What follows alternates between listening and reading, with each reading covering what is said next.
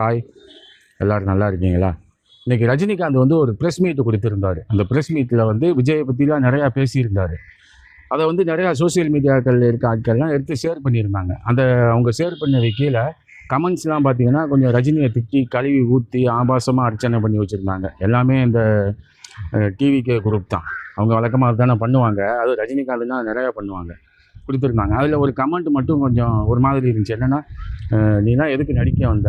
நீ கர்நாடகாவிலே இருந்திருக்கலாம், கண்டக்டராகவே இருந்திருக்கலாம், இங்கே நடிக்க வந்து என்னத்தை கிழிச்ச அப்படிங்கிற மாதிரிலாம் நிறையா சொல்லியிருந்தாங்க. அதை பார்த்தோன்னே எனக்கு சிரிப்பு தான் வந்துச்சு. ஏன்னா ரஜினிகாந்த் வந்து கர்நாடகாவில் கண்டக்டராகவே இருந்திருந்தா விஜய் என்ன ஆகிருப்பார் அப்படிங்கிறது கேள்விக்குறி தான். ஏன்னா விஜயை வந்து சினிமாவில் நடிக்கிறதுக்கு முன்னாடி அவள் அப்பாட்ட போய் சான்ஸு கேட்டதே அண்ணாமலை படத்தை வச்சு தான்.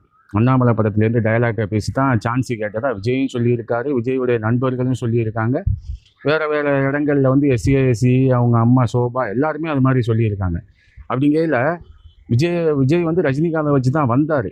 இன்னும் சொல்லப்போனால் அடுத்தடுத்த படங்களில் வந்து நான் அண்ணாமலை தம்பி, பாட்ஷாவுக்கு மாமா, வீராவுக்கு தாய்மாமன், இந்த மாதிரி ரஜினிகாந்த் படத்தையாக வச்சு தான் பேசிகிட்டு இருப்பார்.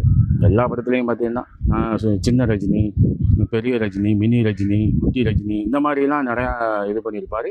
படத்துக்கு படம் ரஜினியை வந்து இமிட்டேட் பண்ணியிருப்பார். அதாவது அவர் ஸ்டைலு, அவருடைய ஆக்ஷன் எல்லாமே ரஜினிகாந்தை ஃபாலோ பண்ணி தான் விஜயே சினிமாவில் வந்து வளர்ந்தார். வளர்ந்ததுக்கப்புறம் வந்து ஏற்றி விட்ட ஏணி எட்டி உதைக்கிறது தானே வழக்கம்.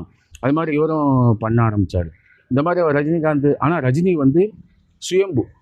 அவர் வந்து அவராக நடித்து இது பண்ணி அவர் எந்த இடத்துலையும் நான் எம்ஜிஆருடைய வாரிசு, எம்ஜிஆர் எனக்கு அண்ணன், உலகம் சுற்றும் வாலிபனுக்கு நான் தம்பி, நாடோடி மன்னனுக்கு நான் மச்சான் அப்படின்லாம் சொல்லிக்கிட்டு வரல.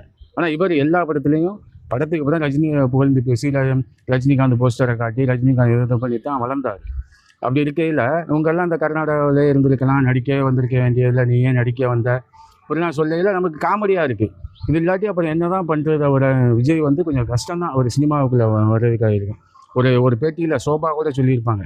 ஒரு திரைப்பட ஃபங்க்ஷன் ஒன்று நடந்துச்சு. அதில் வந்து ரஜினி சார் பக்கத்தில் விஜய் உட்கார்ந்துருந்தார்.